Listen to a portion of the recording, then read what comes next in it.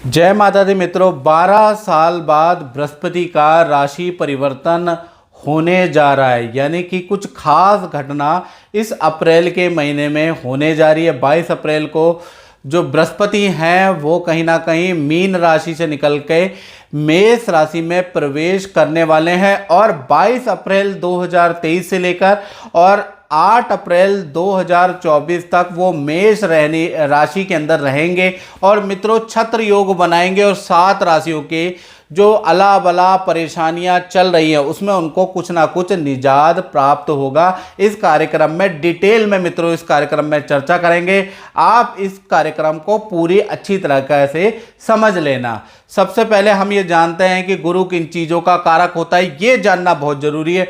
देखिए, नव ग्रहों के अंदर सूर्य, चंद्रमा, मंगल, बुध, शुक्र, शनि, राहु, केतु, ये 9 ग्रह होते हैं ज्योतिष के अंदर। इसके अंदर मित्रों सबसे ज़्यादा जो इम्पोर्टेंट ग्रह है जिसका गोचर शुभ रहता है अधिकतर, वो है बृहस्पति। बृहस्पति ज्ञान का कारक होता है, शिक्षा का कारक होता है, संतान का कारक, धर्म का कारक, धन वृद्धि का कारक, पद प्रमोशन का कारक, आत्म शांति का कारक बृहस्पति होता है। साथ ही साथ विवाह का मुख्य कारक होता है। यानी बृहस्पति की महादशा, बृहस्पति के गोचर में प्रेम विवाह या प्रेम में विवाह में सफलता, विवाह में अड़चने समाप्त हो जाती है। इसलिए ही तो गुरु को कहा गया है गुरुर ब्रह्मा गुरुर विष्णु गुरुदेवो महेश्वरा गुरु साक्षात पर ब्रह्मा तस्मै श्री गुरुवे नमः। यानी गुरु ही सब कुछ है, गुरु ही ब्रह्म है, गुरु ही विष्णु है, गुरु ही शिव है। गुरु इस जो भौतिक रूपी जो पर ब्रह्म है, जो माया है, जो मोह है, उनसे निवृत्ति दिलाने वाला और आपकी मनोकामना को पूर्ण करने वाला बृहस्पति होता है। चाहे गुरु स्वरूप जिस गुरु को आप मानते हैं या उसको मान लीजिए, और बृहस्पति भी गुरु है। आप गुरु का जो गोचर है क्यों खास है ये समझ लेना बहुत जरूरी है। गुरु अगर देखा जाए तो कुंडली के अंदर क्या क्या चीजें करने वाला है, गुरु कुंडली में अच्छा होता है या गुरु का गोचर क्या क्या देता है, इसके बारे में चर्चा करते हैं। यदि गुरु अच्छा होता है तो व्यक्ति निर्धन से भी राजा बन जाता है। यानी कि गुरु ज्ञान का, शिक्षा का कारक होता है और धन का कारक होता है। अगर कुंडली में केंद्र त्रिकोण के अंदर बृहस्पति बैठे हैं या बृहस्पति अपनी राशि में बैठे हैं तो वो व्यक्ति यकीनन आगे चल के करोड़पति जरूर रहेगा। करोड़पति बनो, करोड़पति बनो से जो आप यूट्यूब में देखते हैं ना मित्रों कि करोड़पति बन जाओगे, उससे करोड़पति बने ना बने लेकिन बृहस्पति 100% आपको करोड़पति जरूर बनाएगा।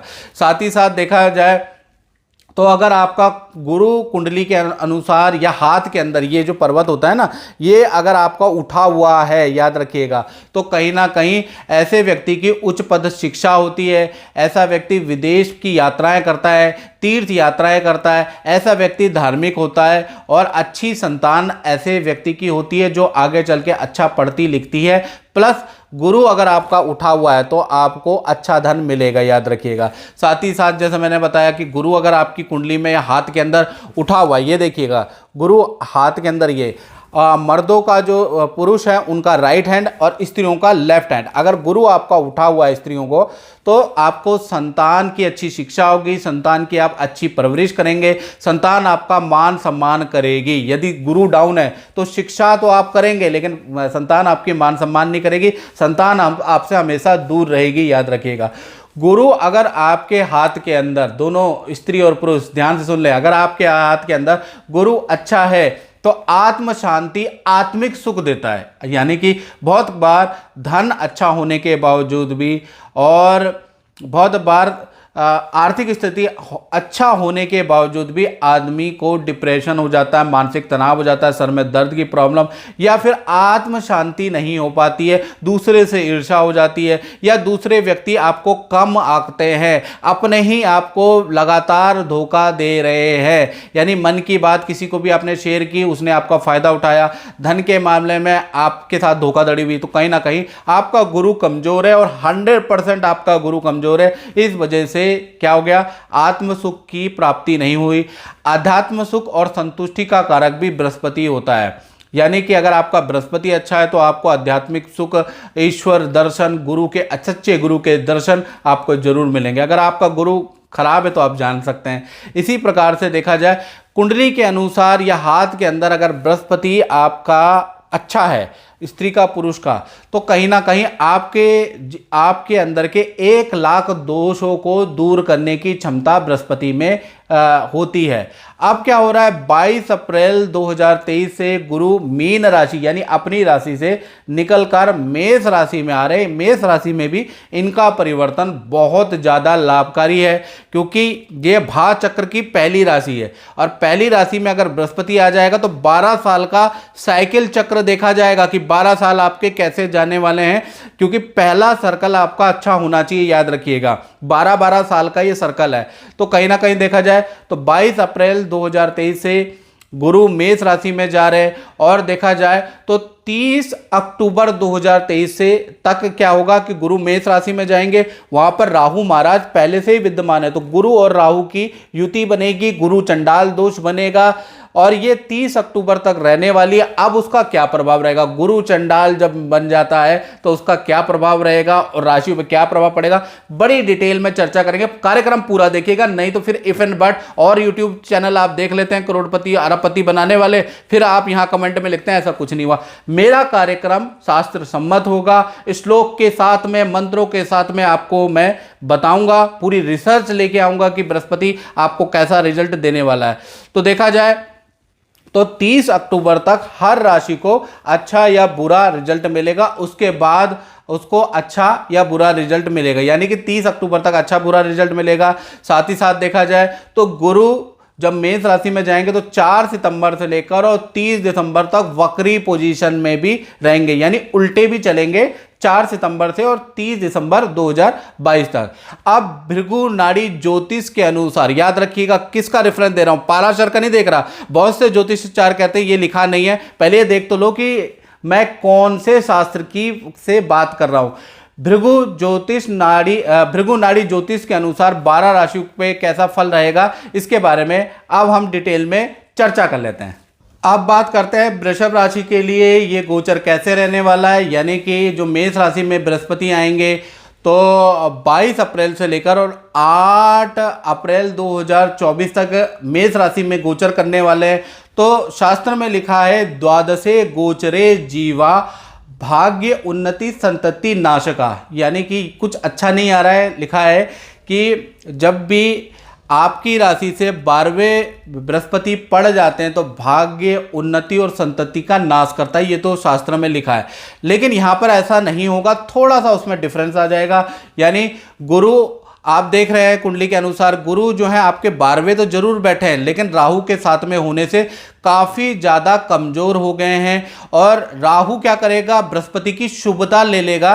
तो कहीं ना कहीं देखा जाए आपको अच्छे और बुरे रिजल्ट दोनों प्राप्त होंगे, यानी कि अगर मैं परसेंटेज में देखूं तो 60% आपको अच्छे फल प्राप्त होंगे लेकिन राहु के कारण, साथ ही साथ देखा जाए तो 40% आपको अशुभ फल भी प्राप्त होंगे। तो कुल मिला के देखा जाए तो 60% अच्छा है। अब वो अच्छा क्या है, पहला चीज़ आपको अगर देखा जाए तो आपका विपरीत राजयोग बन जाएगा, यानी कि बृहस्पति 12वें में चले गए, 8वें के स्वामी 12वें में चले गए, तो कहीं ना कहीं ये विपरीत राजयोग होता है। ऐसे में करियर में अचानक पद प्रमोशन के योग आपके बनते हैं, स्थान परिवर्तन के योग बनते हैं और जो पुरानी समस्या करियर से संबंधित चल रही है फिलहाल 22 अप्रैल के बाद उसका समस्या का समाधान होता हुआ नजर आ रहा है, लेकिन नई समस्या भी आपके साथ में खड़ी होंगी, यानी कि करियर में अच्छा तो होगा मित्रों लेकिन समस्या से मुक्ति नहीं मिलेगी, ऐसा योग नजर आ रहा है। साथ ही साथ दूसरी घटना, आय में वृद्धि जरूर होगी, ऐसा योग नजर आ रहा है, लेकिन खर्चों में भी आपके वृद्धि होगी, यानी जितनी इनकम बढ़ेगी उतने आपके खर्चे भी 1 साल के अंदर बढ़ने वाले हैं। साथ ही साथ देखा जाए 12वें भाव में गुरु और राहु एक साथ होने से सोना चांदी की वस्तु आपकी चोरी या गुम हो सकती है, ऐसा योग नजर आ रहा है। साथ ही साथ 12वें में बृहस्पति जब भी बैठता है तो भूमि से संबंधित, भूमि या तो व्यक्ति खरीदता है या बेचता है, तो भूमि से संबंधित, क्रय विक्रय से संबंधित कोई काम जरूर होता है। बृहस्पति की दृष्टि बहुत इंपॉर्टेंट है वृषभ राशि के लिए। बृहस्पति की 3 दृष्टियां होती है, 5वीं, 7वीं और 9वीं। 5वीं दृष्टि से अगर देखा जाए तो 5वीं दृष्टि से आप देखेंगे तो आपके चतुर्थ भाव को देख रहा है, यानी कहीं ना कहीं 22 अप्रैल 2023 से और 8 अप्रैल 2024 तक आपके परिवार में विवाह शादी का कोई मांगलिक काम हो सकता है। किसी जो भी आपके घर के अंदर जो फैमिली मेंबर है उनका पद प्रमोशन करियर या विद्या में उनको अच्छा रिजल्ट मिलेगा। यानी कि ये जो 5वीं दृष्टि है फैमिली मेंबर के लिए बहुत अच्छी है। फिर बृहस्पति की जो 7वीं दृष्टि है वो देखा जाए तो आपके 6ठे भाव में पड़ रही है, तो नौकरी में पद वृद्धि के योग बनते हैं, धन वृद्धि के योग बनते हैं। अगर आप किसी रोग से परेशान हैं तो देखा जाए तो वो जो रोग है उसमें भी आपको लाभ प्राप्त होगा। साथ ही साथ किसी कोर्ट केस या किसी विवाद में आप चल रहे हैं तो विवाद का हल भी आपका निकलेगा, वो भी 22 अप्रैल के बाद। फिर जो बृहस्पति की जो 9वीं दृष्टि है वो आपके अष्टम भाव में पड़ रही है, यानी कि LIC या इन्वेस्टमेंट से जो आपने कई साल पहले LIC या इन्वेस्टमेंट कर रही है वहां से आपको कुछ लाभ होगा। साथ ही साथ आपका ये जो 1 साल पूरा इंटरेस्ट है मंत्र साधना आयुर्वेद चिकित्सा में आपका जागृत होगा, यानी कि कहीं ना कहीं आप इस पे आपका इंटरेस्ट जागृत होगा, आप इसको फॉलो करेंगे।